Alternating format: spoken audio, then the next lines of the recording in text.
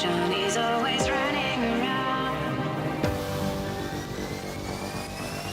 Johnny's always running around, trying to find certainty.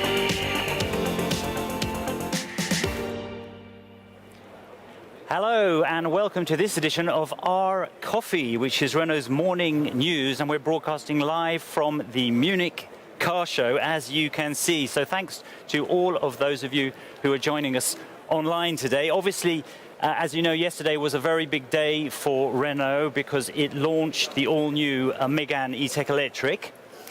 And here it is. What a car. Now, during the press conference, Renault design director Gilles Vidal talked us through all of the great assets of the new Megane. So let's take a very quick look back at what he said.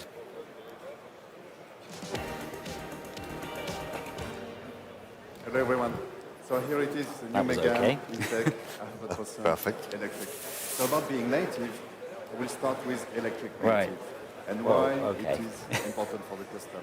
It is about So this, how old is this one more actually? architecture efficiency. So it takes advantage of. Is there all one the from benefits 70? of Because the I was born in 70. So the new Megane is what? Is there one made? Is there one that was made in 70? No, because 72. That's the first style, generous shapes, which are the heart of very empathic and humanist Renault brand, historically, obviously, and sharp technological details which push the quality even further. We call this sensual tech. Sensual tech is about mixing life and technology. The lighting signature is a perfect example of this idea. The new Megane has amazing C-segment interior dimensions, offering more roominess than its predecessor. This interior is not just about aesthetics, of course. It is a true reinvention of the voiture à vivre. It is about the life on board experience. Our approach was to design it as a living space, a living room with insights from home furniture. So the well-being on board is also enhanced by the work that has been done on the lighting ambience. And beyond materials, beyond the physical, the new Megane is also digital native. It will offer an all-new infotainment system, OpenR linked, embedded in an outstanding screen. This screen, which we call OpenR, is the masterpiece of the new Megane's cockpit. And by partnering with Google Automotive Services, we have been able to work with the best to provide accessible and user-friendly applications, thus offering an enhanced connected experience. So digital native, the care for life on board, electric native, and an unprecedented step up in quality. This is the experience we will deliver with this new Megane. So that was yesterday. I'm delighted to say that Gilles has now joined me today. Gilles, hi. Hello there. Thanks for joining us. We're in front of an absolutely iconic car, which is the Renault 5. I'm not sure this is the one that you wanted to tell me about, though.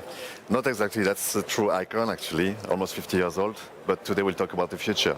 We'll talk about this one. This one, okay. Yeah. What are we looking at here, Gilles? Well, you're looking at the future, funnily enough. You're looking at the future. You're looking at the Renault 5 prototype. Okay. It looks fantastic. Tell me, why have you decided to choose the Renault 5 for a revival, particularly? Actually, I think to do such an exercise in terms of design, you have to pick an iconic enough car, obviously. And it has to be the right timing, the right time for it to be cool again. So it has to be cool, cool enough, if I can put it this way. And now that the Renault 5 is almost 50 years old, and it was created in 72, it was the right time to do something with it. And also to put an electrical engine. So it's going to be 100% electric. So a retro-futuristic approach in terms of design, but a very high-tech content.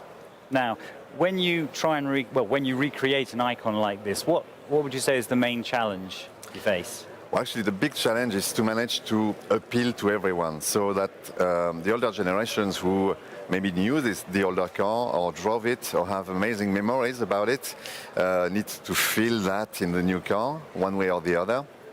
But the younger generations who maybe don't care so much about history, they don't know about it, it has to be equally instantly appealing to them as well. That's where the challenge is. Yeah. So I don't know if we've been able to see, but we've got quite a few vintage R5s here. So on this prototype, tell me, what exactly are you taking from the past? Well, actually, we're trying to grasp the spirit of that car. And actually, in people's minds and memories, the Renault 5 is not just the original Renault 5, which is here today. It's also the Super 5, Yeah. and it's also the turbo version, with a lot of muscle around the wheels, for instance. And so, if you ask anyone in the street, how about the Renault 5, they will have a compilation in their mind of those three cars, and that's what we injected into this new car. Well, we're very excited to see it here today. I should remind everyone, actually, this is the very first time that we have actually we've seen it in the news a bit, but we've never seen it in the flesh. So I do invite everyone to come and check it out for yourselves at the Munich show. But the car that we see here, actually, Gilles, is this the car that we're going to see on the street? So that's the show car, the concept car. But I can guarantee today that the real car is going to be 95% what you see here. So very, very close to that. Very, very nearly the car that we're going to see. So, Gilles, thank you very much indeed for taking the time to run us through all of these exciting developments. And as I said, we welcome everyone to come to the Munich Car Show to check it out for themselves. So that brings us to the end of this edition of Our Coffee. From all of us here at the Renault stand at the Munich Car Show, goodbye, au revoir. Johnny's always running around. Johnny's always